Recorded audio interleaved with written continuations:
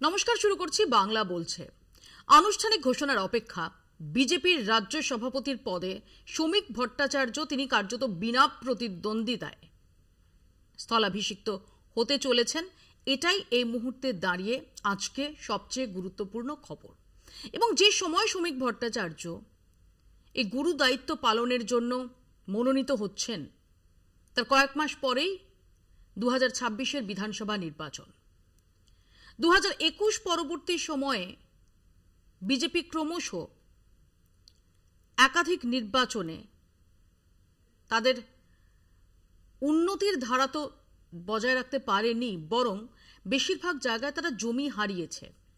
তাই শ্রমিক ভট্টাচার্য, যিনি অত্যন্ত সুবক্তা, বিজেপির দীর্ঘদিনের সৈনিক, বাগ্মী, যথেষ্ট পড়াশোনা রয়েছে, সেই শ্রমিক ভট্টাচার্য তিনি হাল ধরে কতটা হাল ফেরাতে পারবেন বিজেপির, এটা এই মুহূর্তে গুরুত্বপূর্ণ প্রশ্ন। এই সব নিয়ে আমরা আলোচনা করব, তবে শুরুতে চোখ রাখব প্রতিবেদনে। ছবিটি প্রতীকী হতে পারে, কিন্তু দলীয় অন্তর্দ্বন্দ্বে জীর্ণ রাজ্য বিজেপিতে এই ছবিটা তাৎপর্যপূর্ণ। 11তম রাজ্য সভাপতি হিসেবে মনোনয়ন জমা দিচ্ছেন শ্রমিক ভট্টাচার্য। তাঁর এক পাশে বিরোধী দলনেতা শুভেন্দু অধিকারী, অন্য পাশে সদ্য প্রাক্তন রাজ্য সভাপতি সুকান্ত মজুমদার। বাংলায় বিধানসভা ভোটের 8-9 মাস আগে নতুন সভাপতি বেছে নিল কেন্দ্রীয় নেতৃত্ব। সকালেই শ্রমিককে ফোন করেন জাতীয় সভাপতি জেপি নাড্ডা। তখনই ঠিক হয়ে যায় সভাপতির ব্যাটন কার হাতে উঠছে। লড়াইয়ে দলের আর কেউ এগিয়ে আসেননি, ফলে ভোটাভুটির আগেই ঠিক হয়ে গেল শ্রমিকের সভাপতিত্বেই বিজেপি লড়বে সামনের নির্বাচনে। 2026-এর নির্বাচন তৃণমূলের বিসর্জন। বাংলা বাঁচতে চায়, বাংলা মুক্তি চায়, বাংলা পরিত্রাণ চায় তৃণমূলের থেকে। পশ্চিমবঙ্গ পশ্চিম বাংলাদেশ হতে চায় না। বাংলা বিনিয়োগ চায়, কর্মসংস্থানের সুযোগ বৃদ্ধি চায়, শিল্পে সুস্থ প্রতিযোগিতা চায়, পশ্চিমবঙ্গে শিল্পায়ন চায়। যারা অতীতে বিজেপি করেছিলেন বা করে চলেছেন, তারা যদি না থাকতেন, আজকে তারা প্রদীপটা জ্বালিয়ে রেখেছেন বলেই আজকে পার্টিটা এখানে পৌঁছেছে। এটাও নতুনদের বুঝতে হবে, আর পুরনোদেরও এটা বুঝতে হবে যে কুমোরটুলি থেকে অর্ডার দিয়ে তো কাউকে নিয়ে আসা যাবে না, মানুষ তৈরি করা যাবে না। ফলে নতুন লোককে, সমাজের ভিন্ন ভিন্ন স্তরের মানুষকে নিতে হবে। নতুন পুরনো বলে কিছু নেই। যিনি বিজেপিতে সক্রিয় তিনিই বিজেপি। আসলে ছাত্র জীবন থেকেই তিনি সংঘের সঙ্গে যুক্ত। শ্রমিক এমন একজন নেতা যিনি জনসংঘ থেকে আজ পর্যন্ত সব বিজেপি সভাপতি হতে দেখেছেন, আবার বিদায় নিতেও দেখেছেন। আজ নিজে সেই দায়িত্বে। সভাপতিকে দেখেছেন আসতে এবং সব সভাপতিকে বিদায় নিতে দেখেছেন। আজকের আপনার অনুভূতি কি? আমার অনুভূতি একটাই, আমাকে একদিন চলে যেতে হবে। এটা তো কোনো স্থায়ী বিষয় নয়, এটা একটা প্রক্রিয়া মাত্র। দীর্ঘ 40-42 বছর ধরে তিনি একাগ্রতার সঙ্গে পার্টির কাজ করে যাচ্ছেন। গ্রাম থেকে শহর ঘুরেছেন নানা জায়গায়, সাক্ষী হয়েছেন নানা ঘাত প্রতিঘাতের, কিন্তু দলের বিরুদ্ধে কোনো দিন ক্ষোভ প্রকাশ করেননি, বরং নিষ্ঠার সঙ্গে মেনে গেছেন দলের নিয়ম কানুন।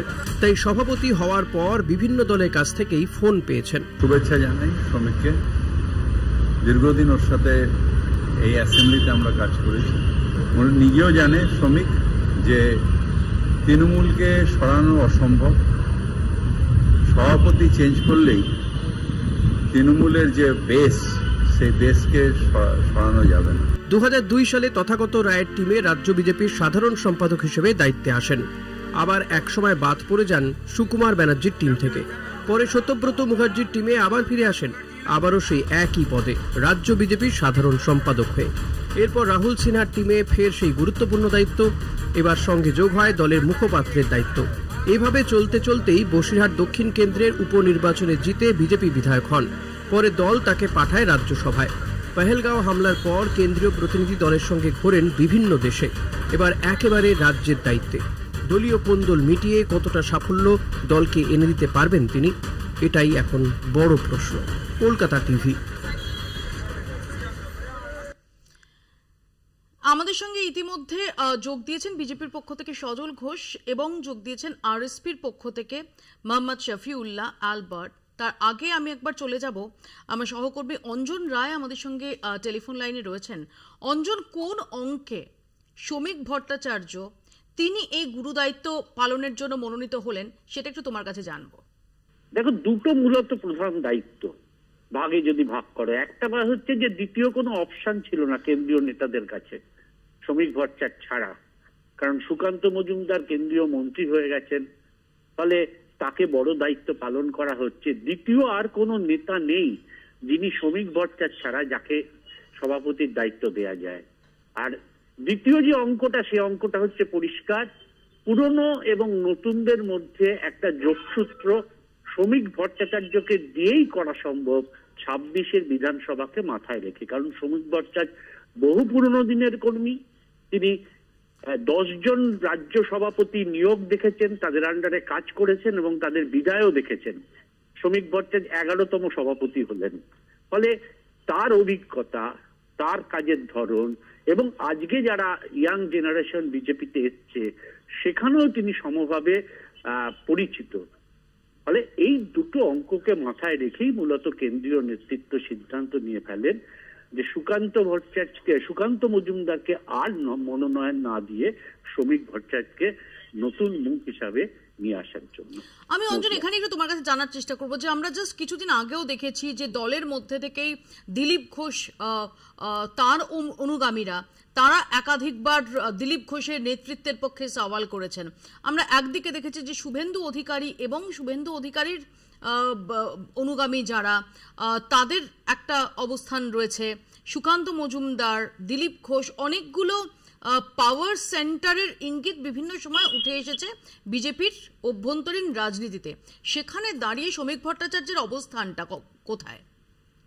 এই যা যা নামগুলো বললে, এই কোনো অংশের সঙ্গে শ্রমিক ভট্টাচার্য যুক্ত ছিলেন না, বা এইভাবে যদি ব্যাখ্যা করো যে সব অংশের সঙ্গেই শ্রমিক ভট্টাচার্য যুক্ত ছিলেন অ্যাজ এ বিজেপি কর্মী হিসাবে, অর্থাৎ সবার সঙ্গেই তার একটা মধুর সম্পর্ক ছিল। ফলে কোনো জায়গা থেকে আলাদা করে শ্রমিক ভট্টাচার্য গোষ্ঠী এইভাবে কিন্তু বিজেপির মধ্যে আসেনি। ফলে সুকান্ত গোষ্ঠী, দিলীপ গোষ্ঠী, শুভেন্দু গোষ্ঠী, যাই গোষ্ঠী আসুক না কেন, শ্রমিক গোষ্ঠীর উত্থান কিন্তু এতদিন হয়নি।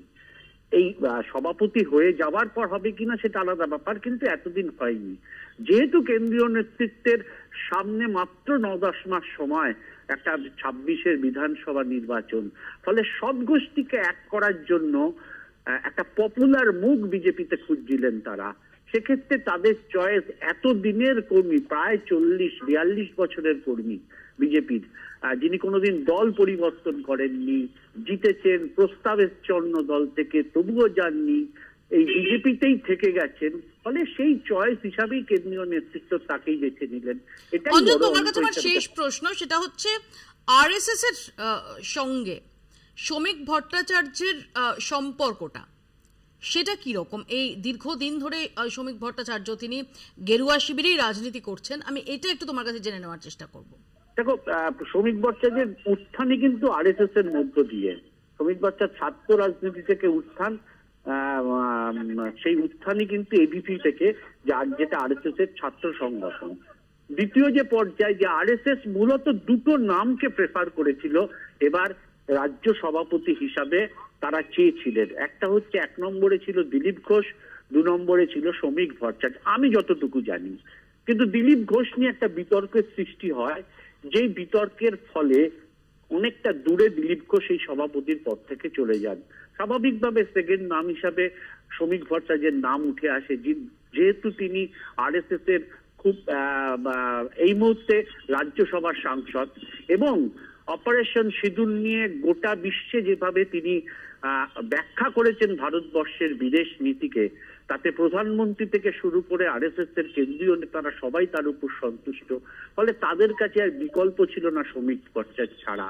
যেহেতু খুব ছোটবেলা থেকে আরএসএস এর সঙ্গে যুক্ত শ্রমিক ভট্টাচার্য, তাই আরএসএস তার নাম সেকেন্ড হিসাবে রেখেছিল, কিন্তু সেটাই প্রথম হয়ে গেল এবং কেন্দ্রীয় নেতৃত্ব সেই নামটাকেই বেছে নিল। অঞ্জন, ধন্যবাদ। অঞ্জন রায় আমাদের সঙ্গে এতক্ষণ টেলিফোনে ছিলেন। আমি সজলদার কাছে আসবো। সজলদা, নতুন সভাপতি পাচ্ছে আপনার দল এবং আনুষ্ঠানিক ঘোষণাটুকু বাকি।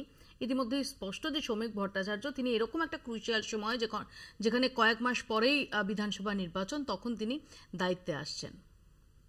না, প্রথমে আমি বিদায়ী সভাপতিকে অভিনন্দন জানাই। তিনি দায়িত্ব সহকারে এতদিন একটা কাজ করে এসছেন যথেষ্ট দক্ষতার সঙ্গে করেছেন, সকলকে নিয়ে চলেছেন, তার জন্য তাকে আমি প্রথমে অভিনন্দন প্রণাম জানাই।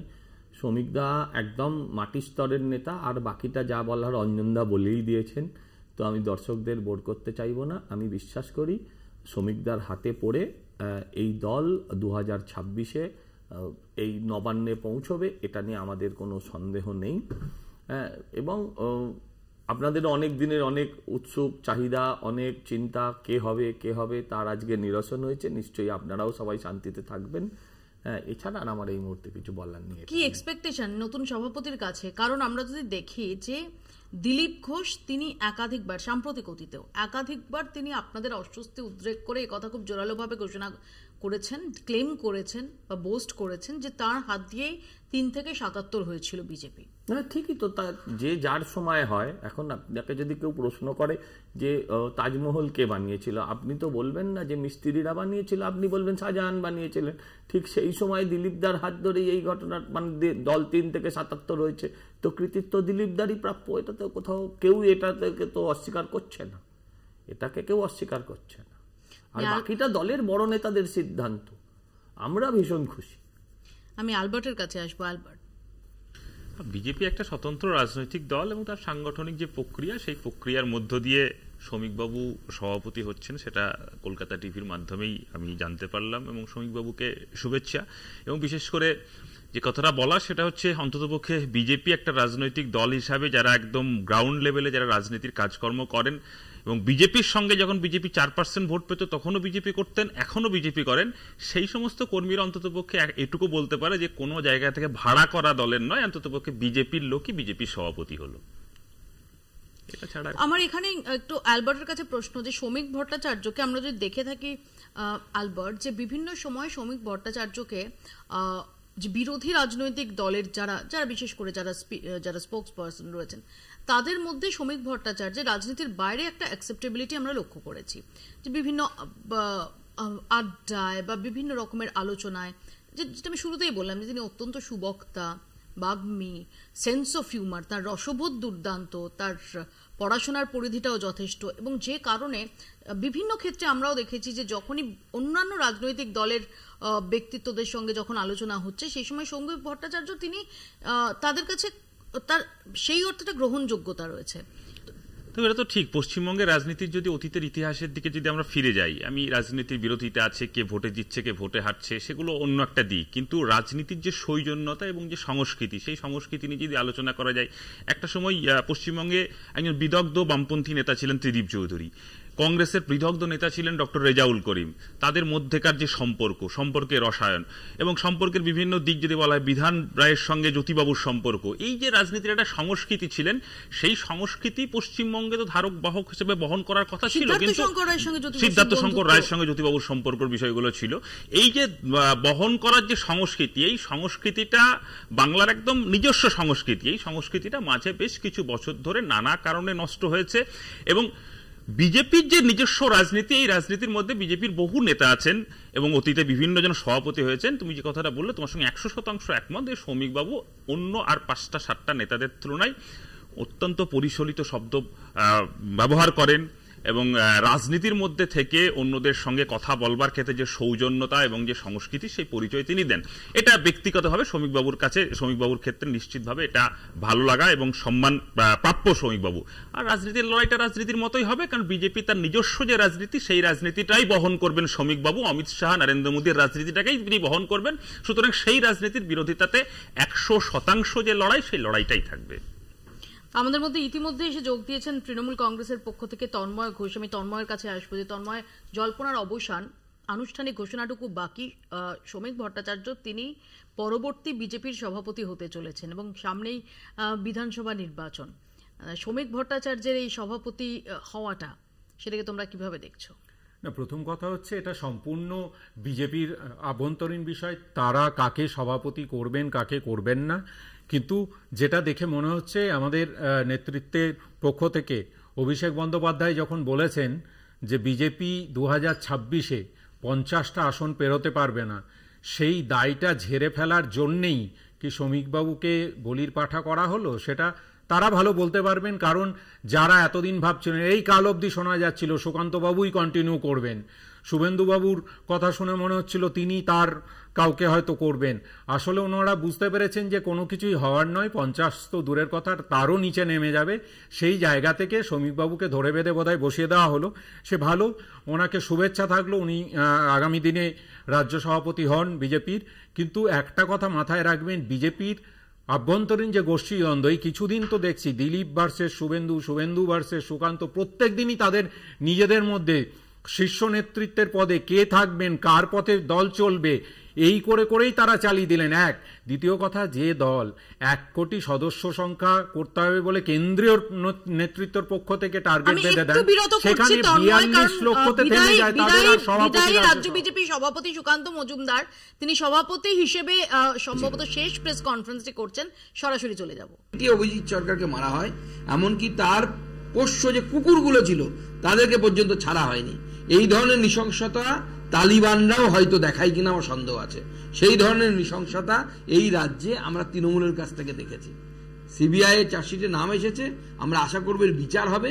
পরেশ পালের মতো যারা এই ধরনের পোস্ট পোল ভায়োলেন্সে গুন্ডামি মস্তানি করেছে, তাদের প্রত্যেকেরই আদালতের সামনে জবাব দিতে হবে। অন্যান্য পলিটিক্যাল কোর্সে যাওয়ার আগে আপনারা যেটা প্রশ্ন করছি, সেটা হচ্ছে আজকে একটা বিশেষ তাৎপর্যপূর্ণ দিন, নতুন রাজ্য সভাপতি নির্বাচন প্রক্রিয়া চলবে, আপনি দায়িত্ব থেকে সরে যাচ্ছেন, নতুন কোনো ব্যক্তি আসছে, এই পুরো বিষয়টার উপর আপনার কমেন্ট চাই।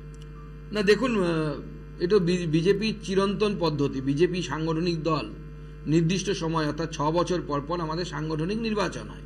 তো সাংগঠনিক নির্বাচনে কোনো একজন সভাপতি নতুন নির্বাচিত হয়, এবং আমি বরাবরই বলে এসেছি এটা রিলে রেস, ব্যাটন একজনের হাত থেকে আর একজনের হাতে যায়, তারপরে আর একজনের হাতে যাবে, এনার পরে আবার আর একজনের হাতে যাবে। কারণ বিজেপিতে কোনো পদ চিরস্থায়ী পদ হয় না, সভাপতির পদ তো অবশ্যই নয়, সেটা চিরস্থায়ী পদ নয়।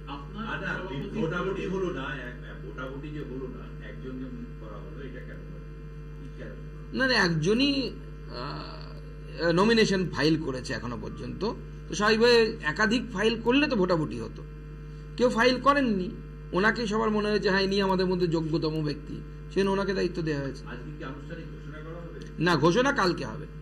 ঘোষণা করার দায়িত্ব হচ্ছে কেন্দ্রীয় পার্টির তরফ থেকে রবিশঙ্কর প্রসাদ মহাশয়কে, প্রাক্তন মন্ত্রী এবং বর্তমানে সাংসদ, তাকে দায়িত্ব দেওয়া হয়েছে। তিনি এসে সমস্ত পদ্ধতি খতিয়ে দেখে তারপরে তিনি ঘোষণা করবেন।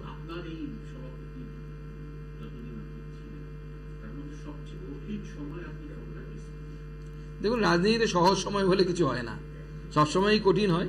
এবং যেহেতু আমার সময়ে লোকসভা নির্বাচন হয়েছে লাস্ট, সেটা অবশ্যই কঠিন সময় ছিল লোকসভা নির্বাচনে, কারণ 21-এ আমাদের পোস্ট পোল ভায়োলেন্সের ধাক্কাটা পেয়েছিলাম, যার কথা এতদিন পর চার্জশিটে উঠে আসছে।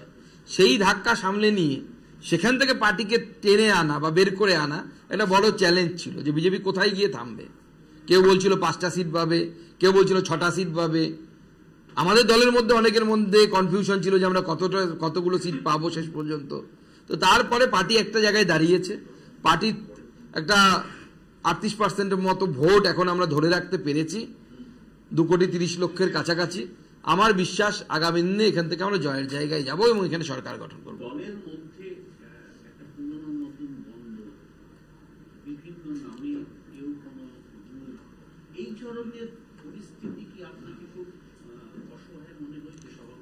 না, আমার সেটা মনে হয়নি। তার কারণ হচ্ছে এটা বিজেপিতে বহুদিন থেকে, বিজেপি যখন 6% ভোট ছিল তখনও রাজ্য সভাপতি কে হবে এই নিয়ে বিজেপি কার্যালয়ের সামনে মারামারি আমরা পশ্চিমবঙ্গে দেখেছি। অস্বাভাবিক কিছু নয়। এমনকি হরিপদ ভারতীর মতো ব্যক্তির বিরুদ্ধেও নাকি পোস্টার পড়েছে, যারা পুরনো বিজেপির লোক আছে তারা বলেন। তো বিজেপির কর্মীরা একটু আবেগপ্রবণ হয়, তো সেই আবেগ নিয়ে অনেক কিছু করে। কারণ এরকম আবেগপ্রবণ কর্মী অন্য রাজনৈতিক দলে পাওয়া যায় না। তৃণমূল একটি সভা থেকে বিরিয়ানি দেওয়া বন্ধ করে দিক, দেখবেন লোক হবে না। বিজেপিতে খেতে পায় না, অনেক সময় বাসের ভাড়াটাও পায় না, তাও তারা চলে আসে। এটা হচ্ছে বিজেপির ইমোশন আছে, ইমোশনের জন্য অনেক সময় এরকম করে ফেলে। এটাকে আমি কোনো সময় সেইভাবে গুরুত্ব দিইনি, কারণ আমার দলেরই কর্মী তারা।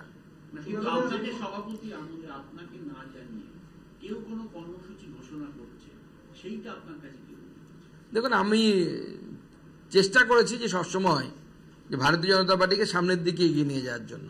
এবং সেক্ষেত্রে অনেকে ছোটখাটো এই ধরনের কাজ করলেও করতে পারে, আমার এই মুহূর্তে মনে পড়ছে না কেউ করেছে কিনা, তো সেটাকে আমি খুব একটা ধর্তব্যের মধ্যে আনিনি। আমরা সরাসরি এতক্ষণ ছিলাম সুকান্ত মজুমদার বিদায়ী সভাপতি, সম্ভবত বিজেপির রাজ্য সভাপতি হিসেবে শেষ প্রেস কনফারেন্স এটাই তার, কারণ সময়ের অপেক্ষার শুধুমাত্র আনুষ্ঠানিক ঘোষণা শোভিক ভট্টাচার্যের নামে। ছোট্ট একটা বিরতির পর আমরা এই আলোচনায় ফিরছি, দেখতে থাকুন বাংলা বলছে। নতুন সেনাপতি, নতুন জোশ, কিন্তু শ্রমিকের পথটা সেটা কি কুসুমাস্তীর্ণ সামনের পথটা, নাকি তাতে কাঁটাও রয়েছে? দেখুন, যারা বলছেন বিজেপির বুথে সংগঠন নেই, যারা বলছেন নতুন পুরনো দ্বন্দ্ব, এসব কোনো কিছু কাজে আসবে না। সংঘবদ্ধভাবে বিজেপি নির্বাচন লড়বে। তখনও ঘোষণা হয়নি রাজ্য সভাপতির নাম, কিন্তু দলের মধ্যে স্পষ্ট হয়ে গেছে কার হাতে যাচ্ছে বঙ্গ বিজেপির ব্যাটন। তিনি নিজেও জেনে গেছেন কয়েকদিন আগে। তবু দীর্ঘদিনের রাজনীতির কারবারি হয়ে তিনি জানেন কোন কথা বাইরে বলতে হয়, কোন কথা বলা যায় না। তাই সভাপতি পদে মনোনয়নপত্র জমা দেওয়ার পরও কৌশল অবলম্বন করেছেন সভাপতির পদ নিয়ে। তবে একটা কথা স্পষ্ট করে দিয়েছেন, আদি পুরনো দ্বন্দ্ব আর থাকবে না। তিনি জানেন এটাই রাজ্য বিজেপির ভঙ্গুর অবস্থার অন্যতম কারণ। 2019 সালে লোকসভা ভোটে 18টি আসন নিয়ে বাংলা জয়ের যে আশায় ভাসছিল বিজেপি, তা ধাক্কা খায় 2021 সালের বিধানসভা নির্বাচন থেকেই। রাজ্যে তৃতীয়বার বিপুলভাবে ক্ষমতায় ফিরে আসে তৃণমূল। সেই হারের পর দিলীপ ঘোষের হাত থেকে ব্যাটন চলে আসে সুকান্ত মজুমদারের হাতে। দলে ক্ষমতা বদল হয়, কিন্তু পরিস্থিতির বদল হয় না। 2024 সালের লোকসভা নির্বাচনে বিজেপির আসন 18 থেকে কমে হয় 12-এ। এরপর থেকে যতগুলি উপনির্বাচন হয়েছে সব কোটিতেই হেরেছে বিজেপি। হারাতে হয়েছে মাদারিহাটের মতো উত্তরবঙ্গের আসন। লোকসভা ভোটে ভোট শতাংশও কমে যায় বিজেপির, 40.25% থেকে নেমে দাঁড়ায় 38.73%। কিন্তু কেন এই ক্ষয়? অনেকেই এর জন্য দায়ী করেছেন বিজেপির আদি আর 90-এর গোষ্ঠীদ্বন্দ্বকে। 2021 সালের বিধানসভা ভোটে প্রার্থী নির্বাচন নিয়ে বিজেপির বিভিন্ন পার্টি অফিসে ভাঙচুরও চলে। কেন্দ্র থেকে বিজেপি নেতারা বারবার ছুটে এসেও তাই ভোট বৈতরণী পার করে দিতে পারেননি। উল্টে শুরু হয় রক্তল্পতা। ভোটের আগে কেন্দ্রীয় নেতৃত্বের প্রতি যেভাবে ভরসা করতে চেয়েছে রাজ্য বিজেপি, সেটাও হারের অন্যতম কারণ বলে মনে করেছেন বিশেষজ্ঞরা। কারণ রাজ্য জুড়ে সেভাবে পায়ের তলার মাটি শক্ত করতে পারেনি পদ্ম শিবির। গ্রাম পঞ্চায়েত ভোটে সব বুথে প্রার্থীও দিতে পারেনি তারা। এই পরিস্থিতিতেই 2024 সালে প্রার্থী নির্বাচন নিয়ে সংঘাত দানা বাঁধে। দিলীপ ঘোষকে মেদিনীপুর থেকে সরিয়ে নিয়ে যাওয়া হয় বর্ধমান দুর্গাপুর কেন্দ্রে। জেতা সিট হাতছাড়া হয় বিজেপির। এমন অনেক আসনেই এভাবেই হারতে হয় গেরুয়া প্রার্থীদের। কেন্দ্রীয় নেতৃত্ব খবর পায় বিজেপি কার্যত 3 গোষ্ঠীতে বিভক্ত। একটি শুভেন্দু গোষ্ঠী, অন্যটি সুকান্ত গোষ্ঠী, আর একটি দিলীপ অনুগামী। এভাবেই তলে তলে মাটি ধসতে শুরু করে রাজ্য বিজেপির। আর এই পরিস্থিতিতেই 2026 বিধানসভা ভোটের মাত্র 8-9 মাস আগে সেনাপতি বদল। দায়িত্ব দেওয়া হলো শ্রমিক ভট্টাচার্যকে। কোন শ্রমিক ভট্টাচার্য? যিনি এখন রাজ্যসভার সাংসদ হলেও আসলে 4 দশকের বেশি সময় ধরে আরএসএস ঘনিষ্ঠ। আমি শ্রমিক ভট্টাচার্য। ছাত্রাবস্থায় করতেন এবিভিপি। গুয়াহাটিতে কলেজ জীবন কাটিয়ে বাংলায় ফিরে সারা জীবন বিজেপির একজন সৈনিক হিসেবে কাজ করে এসেছেন। তাই তাঁর প্রতি আস্থা রেখেছে শীর্ষ নেতৃত্ব। এখন দেখার নতুন নেতা কতটা গেরুয়া ঝড় তুলতে পারেন সবুজ মাটিতে। কলকাতা টিভি। সজলদার কাছে আসি। সজলদার প্রশ্ন এটাই যে সত্যি তো ফুলে ভরা পথটা নয়, শ্রমিক ভট্টাচার্যের সামনের পথটা বরং যথেষ্ট তাতে কাঁটা ছড়ানো রয়েছে। পুরো পশ্চিমবাংলায় কাঁটা ছড়িয়ে আছে। ফুলে ভরা পথ কার? ফুলের জীবন কার? পিসিরও নয়, ভাইপোরও নয়। আপনি ভালো আছেন, আপনার জীবনে ফুল শুধু কাঁটা নেই, ও সব জীবনেই আছে। আর দেখুন, আমার তো কিছু নেই, বিশেষ করে অ্যালবার্টদের তো আর কোনো সমস্যাই নেই। হ্যাঁ, কিন্তু ব্যাপারটা হচ্ছে না, ও ফুলও নেই, কাঁটাতেও নেই। হ্যাঁ, মুশকিল হচ্ছে যে যারা সরকারে আছে তাদের আজকে কি দশা। এখন এগুলো কোনো কথা না। রাজনীতিটা কখনোই গোলাপের বিছানা নয়। এ তো আমরা চিরকাল, ছোটবেলা থেকে যারা রাজনীতি নিয়ে লেখাপড়া করে এসছে তারা তো চিরকালই এটা বলছেন। অতএব এটা কোনো কথা নয়। হ্যাঁ, আমরা কতটা ভালো রেজাল্ট দিতে পারি, কতটা আমরা মানুষের আস্থা অর্জন করতে পারি, এই দেখানোর প্রতিযোগিতা আছে। তৃণমূলেরও তাই অবস্থা যে আমি লক্ষ্মী ভান্ডার দিয়েছি, আমাকে ভোট দাও, এই কথার বাইরে তাদের কোনো কথা বলার জায়গাই নেই। ফলে কাঁটার বাইরে কেউ নেই পশ্চিমবঙ্গে। পশ্চিমবঙ্গে পুরোই কাঁটায় কাঁটা। আর মমতা ব্যানার্জি তো একদম ভীষ্মের সরসজ্জার মতন অবস্থায় আছেন, তার চতুর্দিকে তীরবিদ্ধ। তো এটা নিয়ে কোনো কথা নয়, এটা নিয়ে কিছু বলার নেই। রাজনীতি এরকমই হয়। এই যে একটু আগেই তন্ময় যেটা বলছিল যে অভিষেক বন্দ্যোপাধ্যায় দাবি করেছেন যে এবার 50-এর নিচে না, অভিষেক বন্দ্যোপাধ্যায় দাবি করেছেন, এটা আপনারা বড় করে খবর করেছেন। আর পার্টির একজন সাধারণ, উনি সর্বভারতীয় সাধারণ সম্পাদক দাবি করেছেন, আপনারা খবর করলেন। আর রাজ্য সম্পাদক 50-এরও নিচে নামিয়ে দিলেন, সেটাকে আপনারা ব্রেকিং করে চালালেন না। এটা খুব দুর্ভাগ্য, এটা হার্ট ব্রেকিং আমার জন্য।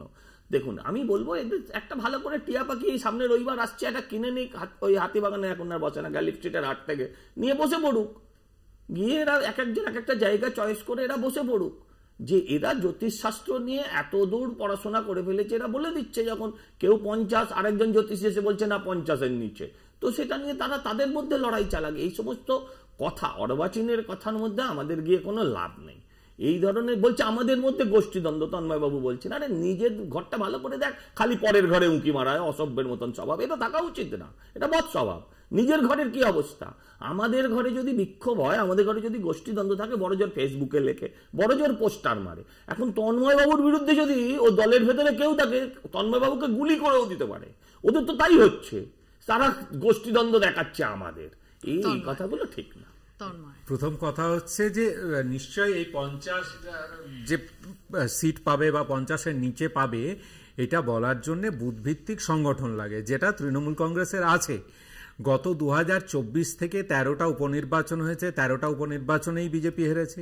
2024-এ 18 থেকে কমে 12 হয়েছে, এবং সদ্য সমাপ্ত কালীগঞ্জ উপনির্বাচনেও আবার 3% প্রায় ভোট কমেছে। অর্থাৎ ক্রমাগত ক্ষয় হয়ে চলেছে। শুধু তাই নয়, ভোট একটা পার্সেন্টেজ পেয়েছে, পাবে না, জনগণ শেষ কথা বলবে গণতন্ত্রে, কিন্তু সংগঠনই যদি থাকতো তাহলে অন্তত উপনির্বাচনের প্রত্যেকটা বুথে তো এজেন্ট দিতে হতো। 50% বুথে তো এজেন্টই দিতে পারেনি। এখন বিজেপির সাংগঠনিক অবস্থাটা এই রকম, সেইটা নিয়ে তারা বাংলা জয় করবে না পাড়া জয় করবে এই নিয়ে চিন্তিত। এখন যারা ভাবছিলেন এইসব হবে, এখন বুঝে গেছেন যে এসব কিছু হবে না, ঠিক আছে শ্রমিকবাবুকে দায়িত্ব দেওয়া হোক, তাহলে পুরো দোষটা ওনার ঘাট দিয়ে বে করা যাবে। নতুন রাজ্য সভাপতি, তিনি বুঝতে বুঝতেই সময় চলে গেছে, আমাদের ভোট চলে এসেছে। তন্ময় আগের বারও বলল, সজলদা, তন্ময়ের বক্তব্য হচ্ছে যে বিজেপি বুঝেই গেছে যে 50-এর উপর উঠতে পারবে না, কাজে এই মুহূর্তে দাঁড়িয়ে দায়িত্ব নেওয়ার মতো ওর কথায় একজন স্কেপগোট দরকার ছিল। আমি একটা কথা বলছি, আমি বলছি তন্ময় বাবুর থেকে তৃণমূল দলটা আমি বেশি করেছি, এটা অস্বীকার করার কোনো জায়গা নেই। এটা তো অস্বীকার করার কোনো জায়গা নেই। তন্ময় বাবু, আমি যেমন আজকে বিজেপিতে তৃণমূল ছেড়ে এসেছি, তন্ময় বাবু আরেকটা দল ছেড়ে তৃণমূলে এসছেন। উনি সংসদীয় রাজনীতি প্রথম তৃণমূল, হ্যাঁ, মানে আগে অসংসদীয় রাজনীতিতে বিশ্বাস করতেন, এখন সংসদীয় রাজনীতিতে বিশ্বাস করা রাজনীতি মানে সংসদীয় না। ঠিক ঠিক ঠিক ঠিক আগে সংসদকে শুয়োরের কোয়ার মনে হতো আপনাদের, এখন মনে হচ্ছে না ওটা ভদ্রলোকের জায়গা। ঠিক আছে, আমি গণ আন্দোলন হতে পারে, আমরা গণ আন্দোলনে 30 বছরের অভিজ্ঞতা। হ্যাঁ, আপনি 30 বছর 300 বছর থাকতে পারেন। আমি বলছি যে আপনি তৃণমূলে নতুন আর আমিও বিজেপিতে নতুন, আমি সেটা বলছি। আমি আপনাকে একটা কথা বলি, আমরা 77টা সিট পেয়েছি। উনি বলেছেন আমাদের 50-এর নিচে নামা উচিত, কারণ আমাদের বুথভিত্তিক সংগঠন নেই। আপনার কথা যদি ঠিকই হয় তাহলে তো 50-এর বেশি 77 পেয়েছি, এক।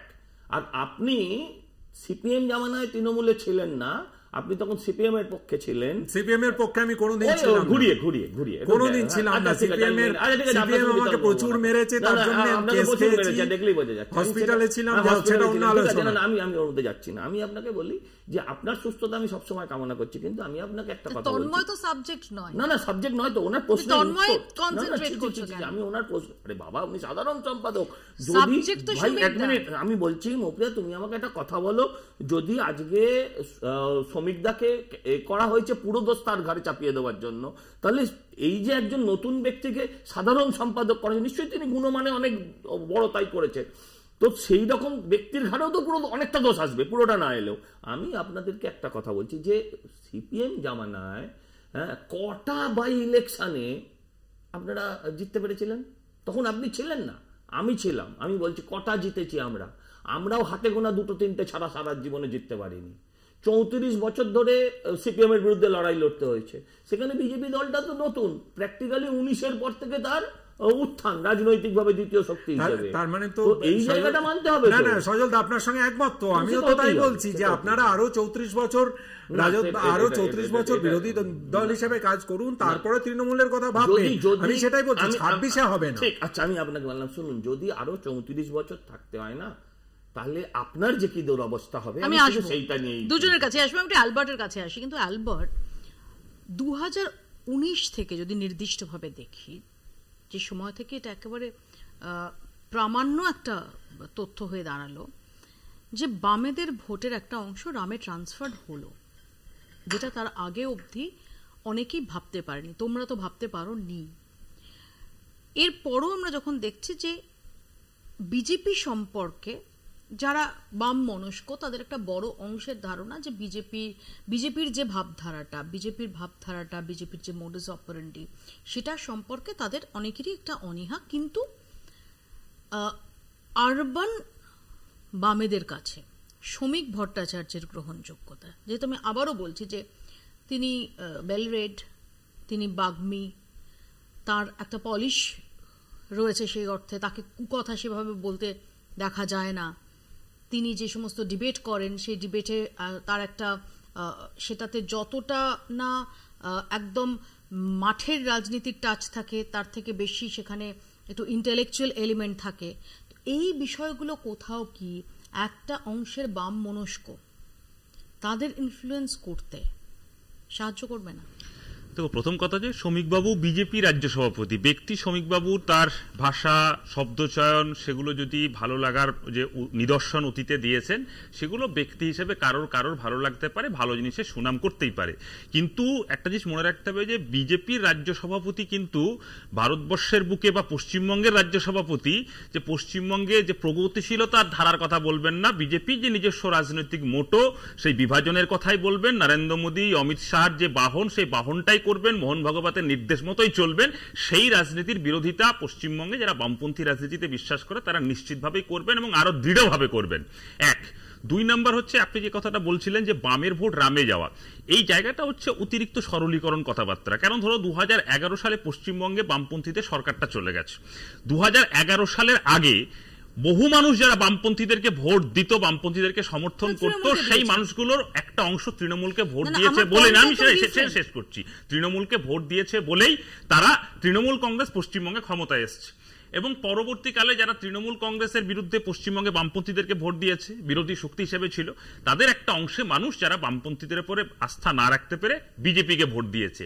তার মানে বামের ভোটটা রামে চলে যাওয়া নয়। যদি পশ্চিমবঙ্গের এই গত 8-10 বছরের বিভিন্ন জায়গাকার ডেমোগ্রাফি এবং সেখানকার ভোটের রেজাল্ট যদি দেখা যায় যে বহু জায়গায় তৃণমূলের ভোট বিজেপিতে চলে যাচ্ছে, বিজেপির ভোট তৃণমূলে চলে যাচ্ছে। আগের নির্বাচনে বিজেপি এত ভোট পেয়েছে, পরের নির্বাচনে তৃণমূল বেশি পেয়ে গেছে। তার মানে কি তৃণমূল বিজেপিকে ভোট দিল বা বিজেপি তৃণমূলকে ভোট দিল? বিষয়টা এরকম নয়। মানুষ যে নির্বাচনে, তার জনগণ তার যে নির্বাচনে গণতান্ত্রিক অধিকার প্রয়োগ করার সুযোগ সঠিকভাবে পায়, তার যে প্রতিফলন, সেই প্রতিফলনটা দেয়।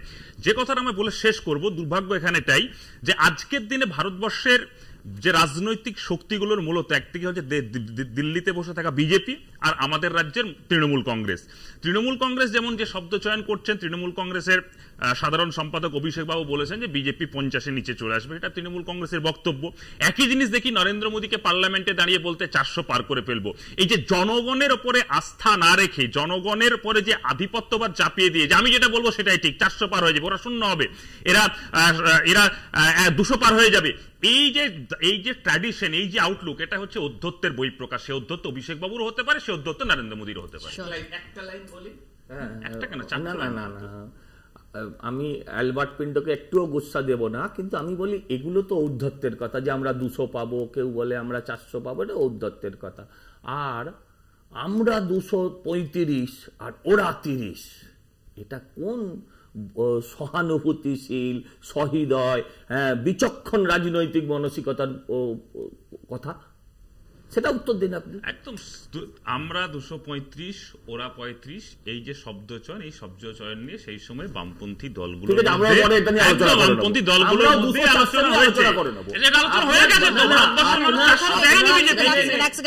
আমি বলছি আপনা খুন অ্যালবার্ট যেটা বলছে, যদি সেই আঙ্গিকে তুমি দেখো, ঠিকই তো 235, আমরা 235, এটা বলার কয়েক মাসের মধ্যে পর পরিবর্তন হয়ে গেছিল। সত্যি তো দেখা গিয়েছিল যে আপকি বার 400 পার, সেটা 240-এ এসে ঠেকেছে। কাজে অ্যালবার্ট যেটা বলছে যে কোথাও দাঁড়িয়ে ওভার কনফিডেন্সটা এবং মানুষের ওপর আস্থা না রাখা, যে মানুষ জনতা জনার্দনে স্থির করবেন যে তারা কটা আসন দেবেন, না, সেটাই শেষ কথা বলে। মানুষের এক্সপেকটেশন, দলের কর্মীর কাছে টার্গেট, হ্যাঁ, এগুলো সমস্তটাই সব জায়গায় আছে। আমি যে চ্যানেলে বসে আছি সেই চ্যানেলে ওই ধরনের টার্গেট থাকে, আপনাদের প্রত্যেকটা শো বেসিসে টার্গেট থাকে। সেইভাবে একটা টার্গেট আমার দল বেঁধে দিয়েছিল, সেই টার্গেটে আমরা অ্যাচিভ করতে পারিনি, বা আমরা 3 থেকে 77 রয়েছি, যা পশ্চিমবঙ্গের রাজনীতিতে কখনো দেখা যায়নি। এ দুটো নিয়ে বিতর্ক হতে পারে, কিন্তু এতে ঔদ্ধত্যের কোনো জায়গা নেই। সজলদা, আমার এখানে মানুষের কাছে টার্গেট, যে দলের কাছে টার্গেট, যেটা আমাদের পেতে হবে। সজলদা, আমার এখানে আপনার কাছে প্রশ্ন হচ্ছে যে শ্রমিক ভট্টাচার্য তিনি যেই সময় এসে বিজেপির, আমি আসবো তন্ময়, যে বিজেপির এরকম একটা গুরুত্বপূর্ণ পদে বসলেন, বিজেপির মূল চালিকা শক্তি তিনি হতে চলেছেন। আমার প্রশ্নটা হচ্ছে যে শ্রমিক ভট্টাচার্য বিজেপির যে রাজনীতিটা গত 4 দশক ধরে দেখে এসেছেন, সেখানে দাঁড়িয়ে গত 3-4 বছরে কিন্তু একটা বড় চেঞ্জ এসেছে বিজেপিতে। এই মুহূর্তে দাঁড়িয়ে একটা বড় অংশ তারা আদি বিজেপি নন, তারা আরএসএস এর ব্যাকগ্রাউন্ড থেকে আসেননি বা একদম গেরুয়া রাজনীতির শিকড় থেকে আসেননি, তারা তৃণমূল কংগ্রেস থেকে এসেছেন। সেটা কোথাও এসে ব্লেন্ড করছে, অর্থাৎ দুটো স্রোত কিন্তু এই মুহূর্তে সেটা একই রকম ভাবে সচল রয়েছে। আমি সেই বিতর্কে যাব না যে কোনটা অধিক সচল, কোনটা বেশি প্রভাবশালী, আমি তাতে যাচ্ছি না, কিন্তু দুটো স্রোত, একটা হচ্ছে একদম আদি বিজেপির স্রোত, একদম গেরুয়া রাজনীতির স্রোত, আরেকটা হচ্ছে তৃণমূল থেকে যারা দল পরিবর্তন করে বিজেপিতে গেছে সেই স্রোত। এই দুটো স্রোতের মেলবন্ধনটা খুব ক্রুশিয়াল। এটা শ্রমিক ভট্টাচার্যের কাছে তো নতুন না। আমি আপনাকে একটা কথা বলি, দল একজনকে সভাপতি করেছিলেন যিনি আরএসএস থেকে এসেছেন, দল একজনকে বিরোধী দলনেতা করেছিলেন যিনি অন্য দল থেকে এসেছেন। হ্যাঁ, বরঞ্চ আমি বলবো শ্রমিকদা খুব সুবিধাজনক সময় এসে গেছে। শ্রমিকদা অত না খেটেও শ্রমিকদা এরপর বলতে পারবে যে আমি 10 মাস খেটে দলকে আমি ক্ষমতায় পৌঁছে দিলাম, কারণ দল ক্ষমতায় যাবেই। এর যে পুরো কৃতিত্ব বিজেপির, আমি সেটা বলছি না, এই কৃতিত্ব যদি কাউকে দিতে হয় তাহলে আমাদের উল্টো দিকে যারা তৃণমূলের বন্ধু যে বসে আছে তাদের দলকে দেওয়া উচিত, তৃণমূলকে দেওয়া উচিত। কারণ তৃণমূল যে ধরনের কাজ করছে তাতে তৃণমূল তার নিজের ভোট তো ছেড়ে দিন, 50-60 এসব বলে বেড়াচ্ছে কিসের জন্য? একই কারণে, এটাও তো উদ্ধত্ত যে অন্য দল কতভাবে সেটা বেঁধে দিচ্ছি। হ্যাঁ, তো সেটা করছে তার কারণ তারা বুঝতে পারছে তাদের পায়ের তলার মাটি কমে যাচ্ছে। একদিন লাইন বলেনি, সেটা হচ্ছে যে আপনি বলছিলেন না যে রামের ভোট বামে, এটা আপনাদের ন্যারেটিভ, এটা আপনাদের ন্যারেটিভ, যাতে বাম মানসিকতার লোক যারা আজকে ভারতীয় জনতা পার্টিকে ভোট দেয় তারা যাতে সরে যায়, তা নয়। একদম শফিউল্লাহ যেটা বলছিল সেটা ঠিক, যে 11 সালে বামের ভোট তৃণমূলে গিয়েছিল। ভোট কারোর কেনা নয়, ভোট পৈতৃক নয়, মানুষের ভোট। ঠিক সেরকম ভাবে 77 সালে কংগ্রেসের ভোট সব বামে চলে গিয়েছিল। তার মানে এটা বারবার প্রমাণ করছে যে ভোট কারোর পৈতৃক নয়, ভোট কখনো চিরস্থায়ী নয়। আর এর মধ্যে অনেক প্রজন্ম পাল্টে গেছে। এখন তো সেই কংগ্রেসের লোকটা নেই যারা বলতো যে আমার দাদুকে ভোট দিতে দেখেছি, আমরা সেই গাই বাছুর থেকে দিয়ে আসছি ভোট, সেই দিনটা আজকে নেই। আজকের সময়ের পরিপ্রেক্ষিতে মানুষ ভোট দেয়। এই যে ব্রিগেডে মীনাক্ষীরা সভা করে, সিপিএম সভা করে, ওই ব্রিগেডে যদি গোপন ব্যালটে ভোট করে তাহলে ওরা সিপিএম জিততে পারবে না। কারণ সিপিএম এর একটা বড় অংশ বুঝতে শিখেছে যে গ্রামের মাটিতে আমার অঞ্চলে যদি আমায় বেঁচে থাকতে হয় তাহলে সবার আগে তৃণমূলটাকে তাড়াতে হবে, তারপর 31-এ গিয়ে তারা আমাদের সাথে লড়বে, ততক্ষণে তৃণমূলটা সাফ হয়ে যাবে। অনেকগুলো কথা হয়েছে। প্রথম কথা হচ্ছে এখানে ঔদ্ধত্যের প্রশ্ন নেই। ভরা জনসভায় 21শে জুলাই জনসভা থেকে মমতা বন্দ্যোপাধ্যায় হন বা অভিষেক বন্দ্যোপাধ্যায় হন, তারা বলেছেন, আপনারা দেখতে পাবেন সেখানে বলেছেন যে জনতাই শেষ কথা বলে গণতন্ত্রে, এবং বারবার এই কথা বলেছেন। এবং মানুষের সঙ্গে আমরা আছি বলেই, আমাদের সংগঠন আছে, আমরা প্রত্যেকটা বুথের মানুষের সঙ্গে সম্পৃক্ত বলে আমরা দেখতে পাচ্ছি যে বিজেপি নেই রাজনীতিতে। দ্বিতীয় কথা হচ্ছে, উনি বললেন সজলদা যে তৃণমূলের জন্যেই হচ্ছে বিজেপি জিতে যাবে। যতদিন ওনারা এরকম ভাবতে থাকবেন ততদিন মামাটি মানুষ আমাদের আশীর্বাদ করবে। কারণ কি, আমরা মানুষের কাছে ভোট চাই। 2024-এর নির্বাচনী সভাগুলি যদি দেখো তাহলে দেখতে পাবে আমরা মানুষের কাছে ভোট চাই যে তৃণমূল কংগ্রেস কি কি করেছে। মানুষ জানতে চায় যে তারা নির্বাচিত প্রতিনিধি বা নির্বাচিত সরকারের থেকে তারা কি পাবে। আমরা দেখিয়েছি যে আমরা এইগুলো করেছি এবং বিজেপির সরকার এই বঞ্চনা করেছে, পার্থক্যটা এখানেই। আর ওনারা ভাবছেন যে তৃণমূল কিছু করেনি, অতএব এমনি মানুষ ভোট দিয়ে দেবে। আমার শুভেচ্ছা থাকলো যে এই ভাবনা নিয়ে ওনারা চলুন, তাহলে 50 কেন, এই সংখ্যাটা আর 2 মাস পরে এসে আমরা 30 বলতে পারবো, সেক্ষেত্রে আমাদের পক্ষে সুবিধা হবে। সবার তৃণমূলটা এখন মময় হয়ে গেছে, পুরো তৃণমূলটা মময় হয়ে গেছে। একটা সময় মমতা বন্দ্যোপাধ্যায় বলতেন, তিনিও ম দিয়ে শুরু, যে মা মাটি মানুষ সবটাই ময়। এখন তারপরে মদন মিত্র এলেন, তিনি বললেন এমএম। এখন এমএম মানে কিন্তু অন্য লোক চলে এসছে।